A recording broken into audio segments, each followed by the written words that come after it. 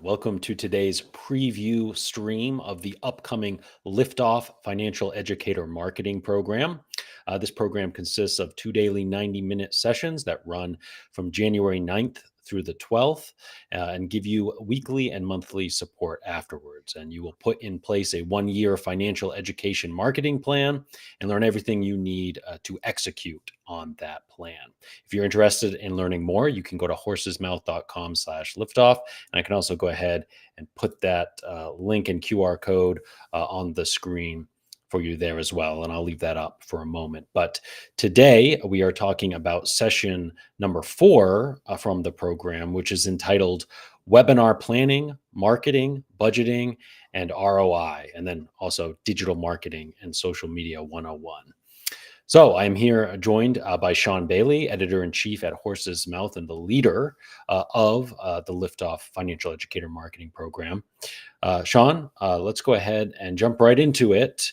What are the key metrics that you need to track to measure the success and the ROI of a webinar, and why are those metrics so critical?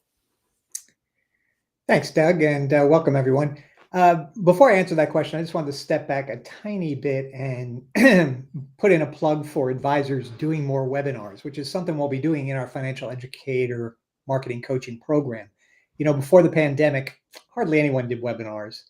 And then during the pandemic, if you wanted to stay in the game and continue to communicate with clients and prospects, you needed to get involved in webinars. And some people embraced it and did extremely well, and others tried it out and did okay or flailed around enough and kind of sometimes might have backed away a little bit.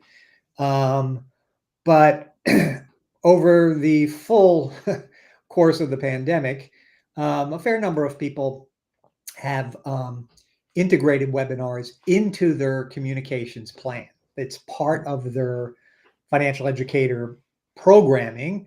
And in our coaching program, we're going to be leading everybody through how to develop a full 1-year plan. It's going to involve in-person events like most everybody wants to do, but it's also going to involve, of course, it's up to every individual advisor, but, we're going to recommend and show people how to do webinars on a regular basis and how to make webinars simply, as common as your newsletter or your client meetings or client event appreciation type things, because it is very powerful and very useful for advisors and extremely cost effective. So when we talk about, key metrics of what we want to measure, one of the one key metric is actually, of course, is your sign-up rate. Okay. What are you doing to get people to come to your webinar, right?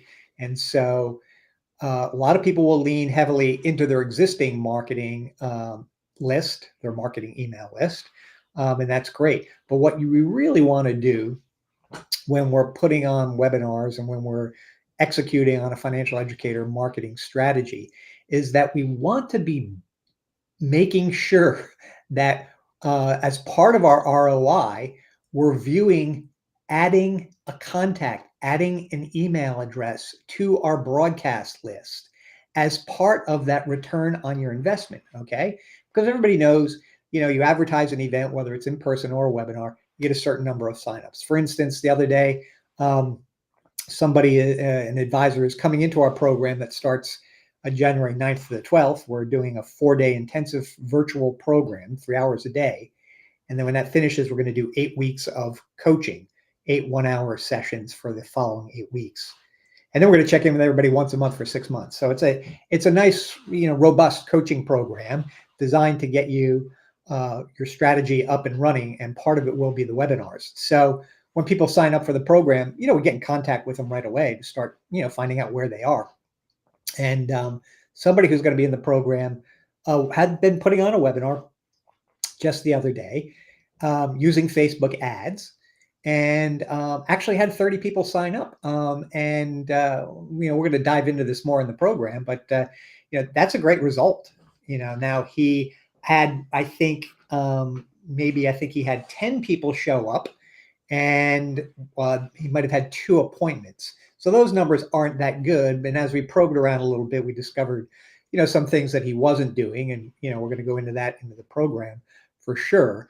A lot of it has to do with just like in an in-person event, you need to, I don't want to say keep the pressure on, but I'm going to say keep the pressure on. It's like somebody signs up for your event. You don't just think, okay, thanks for doing that. We're going to send out an email with the link and they're just going to show up. You have to do a couple of other things to bring them into your funnel, so to speak, get them excited and engaged, get them to come, right? So in terms of um, uh, in terms of the kinds of things that metrics you use, right? So you're spending, if you're, this particular advisor was using Facebook advertising, right? So he or she, spent a certain amount on a campaign. They got 30 signups, which I think is very, very good. And that's 30 email addresses that this person added to their broadcast list. Now, Devin Kropp and I talk a lot about how we consider it kind of 1,000 email addresses on your broadcast list. So this would be, you could say it includes your clients or it doesn't include your clients, whatever.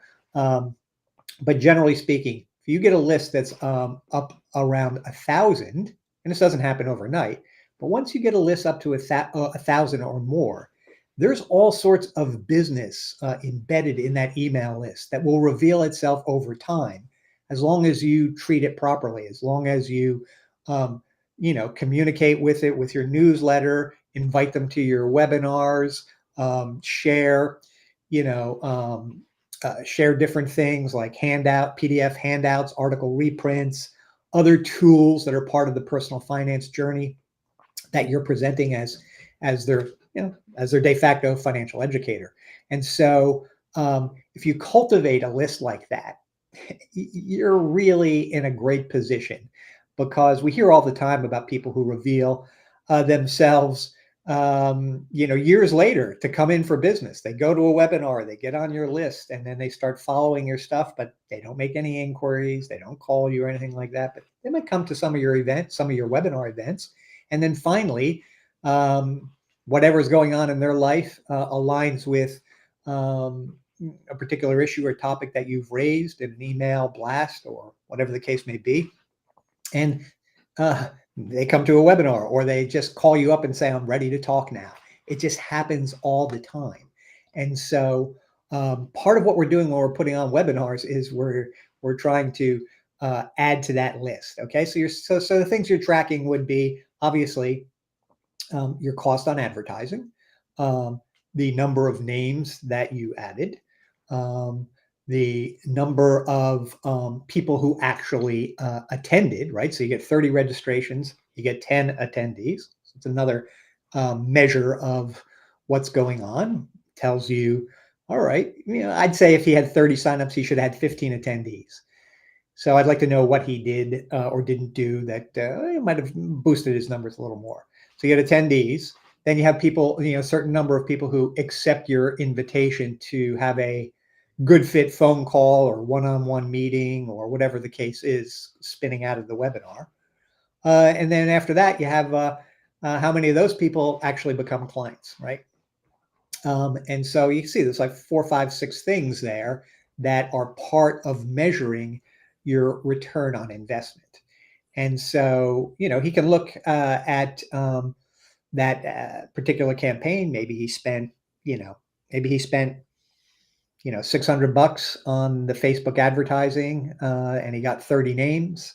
And so one way to do it is, you could divide 600 by 30, whatever you come up with, that's $1. That's a certain figure that he paid to acquire those names. Whatever the number is, you might say, well, that's a little high, a little low, whatever. But now you have those names. You don't want them to go away. You want to nurture them, bring them into your fold, bring them into your tribe, even if they're not coming in and becoming clients right away. They're part of your following. And so all these things figure into the kinds of metrics that we want to be thinking about when we're developing the webinar sleeve of our total financial educator marketing strategy. And of course, these numbers should be improving over time. And if they're not, that's a sign that something needs to be addressed. Well, yeah, sure. I mean, that's, that's a key aspect of tracking the data, right? Uh, you would at least want them to hold steady, but the truth of the matter is these things go up and down for all sorts of reasons. So, uh, I think the key thing though is when you get a registration for a webinar event that you're going to get them on.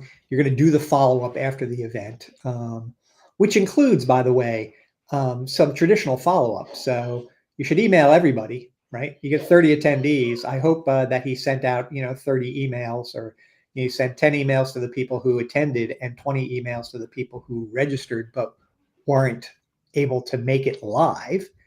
And so he can send a link to them and say, here's the replay. He also, depending upon how much other information he collected in the registration process, he could place a phone call, send a text message, send an email.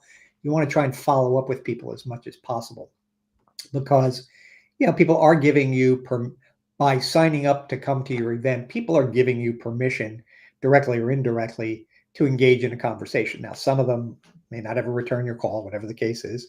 Still keep them on the email list until they decide to unsubscribe because they just may not be ready to talk for whatever reason. Things happen in their lives. But so anyway, those are, the kind of, key things to keep in mind, I think, as it relates to webinar data.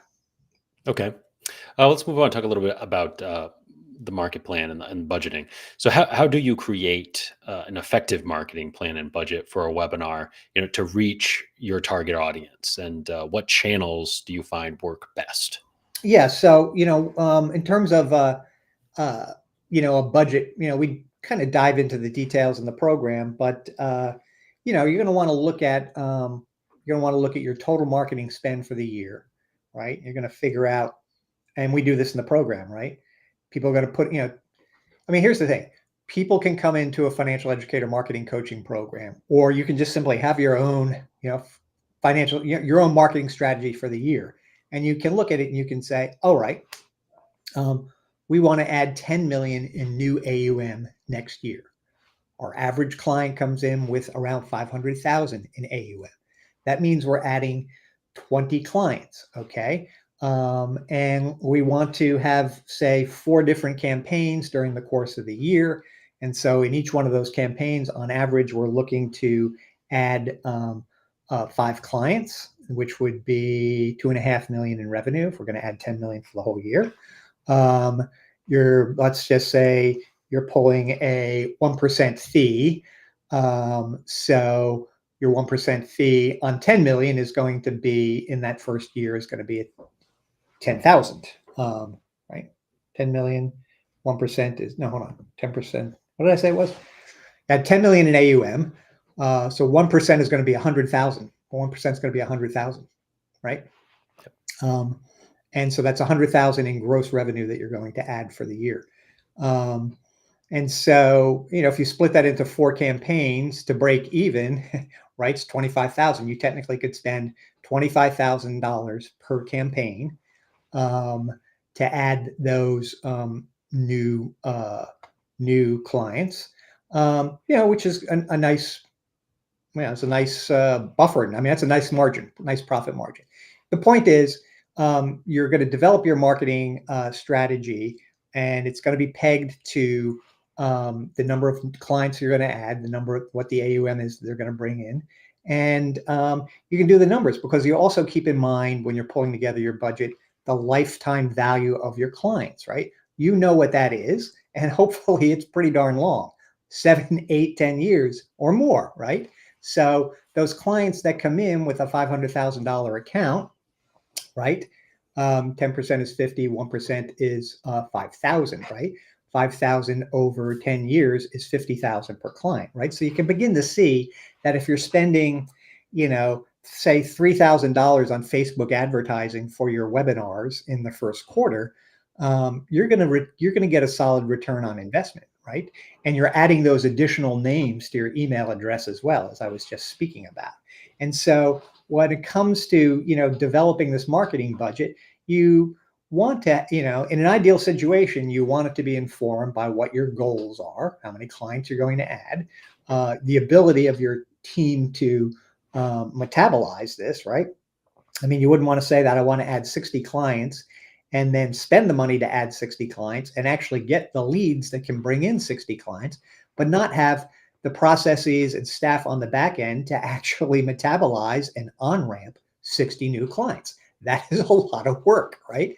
And so as you're developing your marketing budget, you want to be ambitious in your goals, but you also need to be realistic as well, too. And so all this comes together as you're thinking about your webinars, which are one portion of it, and your direct in-person events, which are another portion, and the particular marketing strategies you want to use, totally exclusively online or totally exclusively direct mail. And by the way, people use direct mail to get people to come to their webinars and in-person events, right?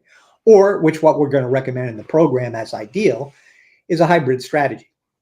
You're going to do X number of in-person events. And depending upon your goal, you're going to want to use direct mail, because direct mail really works to get people to come to your event.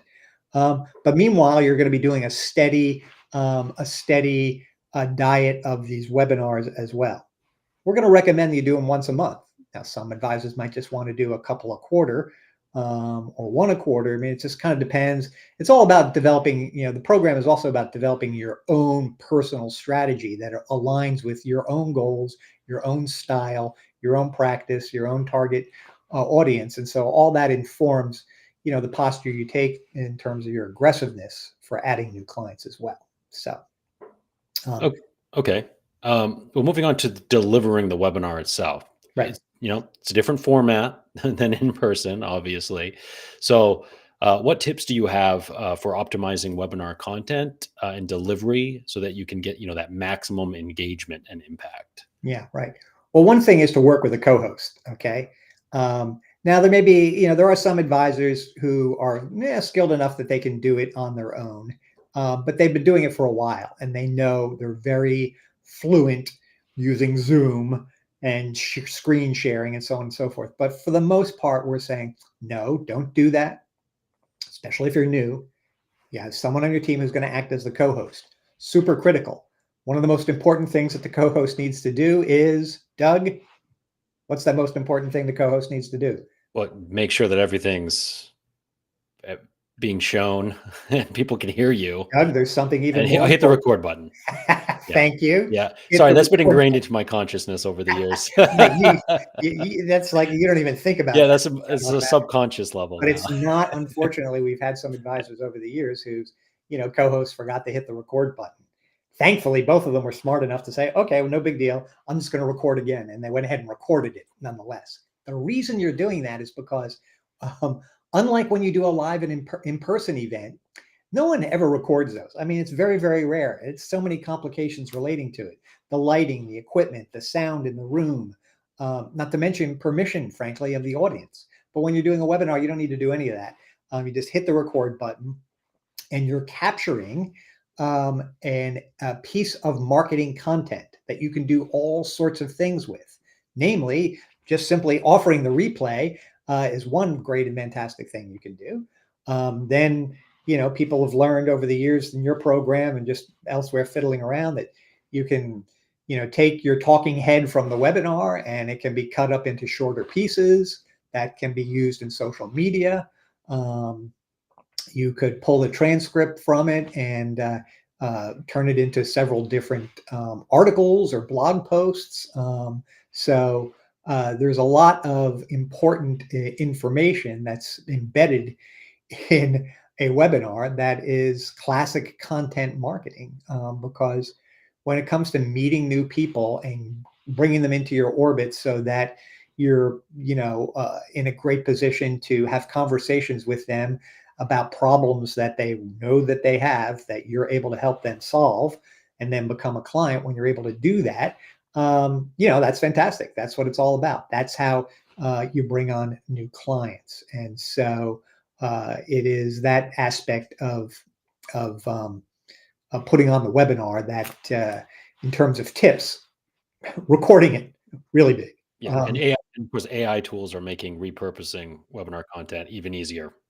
Yes, right. I mean, you want to talk about video AI as an example, and or some others as well. Oh yeah, well, so video AI is one of the tools we use here at Horse's Mouth to do just what we're talking about. Take a long form video, a webinar replay, and video uses its AI to detect clippable moments for you, which is the most time consuming part of the process. Just finding the good moments that you want to turn into clips, and then it presents them to you, and you can easily turn those into one-off videos that you can share on social or email to people, use to promote the next webinar. Yeah. So yeah. Yep. Yeah. The other thing, well, one other, I mean, we get into a lot in the program, but the other key thing I would mention relating to webinars is, in terms of tips, is to look for opportunities to turn off your camera, because what we normally experience with the webinar is the screen is fully the slide, and then you, the speakers, like down here in the corner or up over there. Okay. And that's fine, of course. But there are key points when you're wanting to deliver a strong message, especially as you get into your close, right? Where you're inviting people to come in for a one-on-one meeting, where you really want to try and connect with people personally. And of course, one of the things we teach in the delivering portion of the financial educator marketing program is that your close when you're delivering a presentation in person or a webinar, the close can have two parts. It can have a technical close where you're kind of talking about all the details and next steps to follow up with you. But there's also the emotional close where you're telling a story and really supercharging your call to action with real emotion. And oftentimes you tap into some stories that about clients who have or haven't done whatever the particular thing is that you're talking about, and you're able to look into the camera and tell the audience that you know I don't want you to make the same kind of mistake that this particular person made relating to claiming Social Security or incorrectly claiming Medicare, or you know not managing your IRAs the right way, whatever the case is. All these things filter down. When mistakes are made in personal finance, all sorts of people are hurt in varying degrees at certain points in time. So you can kind of tell these stories that kind of are reinforcing your call to action. And so that's a great time to have the camera turned off, right? Because people can, really, you want to try and communicate, look into the camera and make a connection, right? Because Have the that's, screen share turned off, yeah, and the you screen you share. focus. Yeah, I'm Yeah, sorry. I said the camera. I'm sorry. I meant the screen share. Right. Yeah. yeah. Yeah. You're turning off the screen share so that you take over the whole camera and the whole screen, and you're able to talk to them directly. And then you turn the camera back on. I mean, you can turn the screen share back on and move on. So Yeah. takes a little skill, but it's doable. And the key point is it has impact. So I think Yeah, that's and I think even just a change in, the layout that they're viewing sure. brings their attention. It helps keep people's attention too, I Right. It's think. like a jump cut in movies or TV. Exact. It's Yeah. just boom, Yeah, boom. which happen like every few A seconds. lot. It's Well, when the yeah, screen moves, that's kind of a jump cut too. I mean, when the yeah, slides advance, it's kind of a jump cut, but yeah, absolutely. better jump cut when it goes from slide to, just you for sure. Yeah, yeah, absolutely. Okay, well, maybe we can talk a little bit about social media. So, what and digital marketing overall? I mean, how can advisors use social media and digital marketing to help get people to register for and show up to their webinars? Yeah. And are there any platforms that you think advisors in particular should put their focus on? Yeah, well, we're big believers in Facebook as being a great place for. We just mentioned the advisor at the top of the show spent a certain amount of money, got 30 people to come to his Social Security webinar, 30 people to sign up for it, right? That's good. LinkedIn is another place to use. So those are the kind of the two platforms that we're looking at. People, more and more business people are in on LinkedIn, and so it's a good way to reach people in your community. Of course, Facebook is another platform that has pretty strong following among boomers and Gen Xers at this point in time. I don't know, 10 years from now, we're having the same conversation, right? And 10 years from now, the Gen Xers will be solidly into retirement, and the millennials will be coming up next. And so the question will be, are millennials also on Facebook or not, or is there some other place? Who knows? But those are the two platforms we recommend. And, there are ways to do it inexpensively. There's, Devin Kropp in the program will talk extensively about, having using a lot of great personal finance resources that we offer through our master membership program, or the individual programs that put them up and put them into your Facebook feed, put them up on LinkedIn, as part of kind of building your following. You want to make sure also that your clients are actually following you on Facebook and LinkedIn. So give them a chance to do that. And then, the other aspect of it is to try and be more genuine and real in those feeds. There's a lot of set it and forget it programs that are out there. And, we follow a lot of advisors. We get their email newsletters. We're friends with them on Facebook or on LinkedIn. And you know what? Sometimes we see them all putting the same thing up because they're not really putting it up. It's just coming from one of these set it and forget it things. So the degree to which you can use things like, excerpts from your own webinar are fantastic, right? That's real content, real, it's the real you, so to speak. And, that's why it's social. So that would be my key point on that one. So, yeah, I think, Doug, it's Friday afternoon before Christmas here. So I think we just wrap it up, and I could just tell people, that one of the things about our financial educator marketing coaching program is that if you start the year with a completed strategy, and you're going to have our coaching assistance along the way, you stand a much greater chance of succeeding, growing your business, and reaching your goals in 2024 than you will without one. And, we've seen it, year after year. It's like 75, 76, 77% of advisors don't even have a written, thought out marketing strategy. And of that 77%, hardly any of them ever reach their personal goals. But the 25% or so of advisors who have a written and thought out marketing strategy, nearly all of them reach their goals. Okay.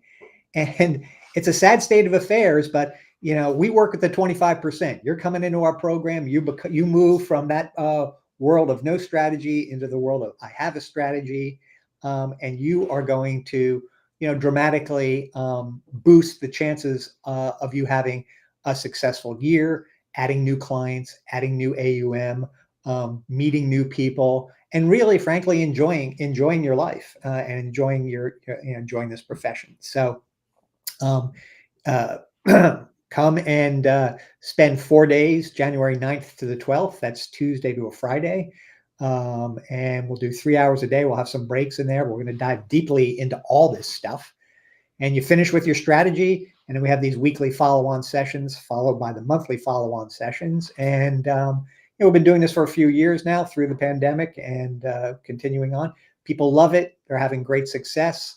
There was somebody in our last program who just put on a presentation on taxes and retirement at the local library, and they contacted us right away because they had a massive number of people who signed up. They used to all get like less than 30% signups. Then they implemented particular tactics that we recommended for this presentation, and they were just thrilled. I think they said they had like 70% sign up, and they've already had a couple meetings, and they're really growing their business. So people love it. So you want to grow your business and learn some new things and have a good time in 2024. Well, let's start out by working together at the Financial Educator Marketing Coaching Program. You can see the link there. It's horsesmouth.com/liftoff. That'll get you there. And we'll hope to see you on January 9th. Otherwise, Merry Christmas, everyone.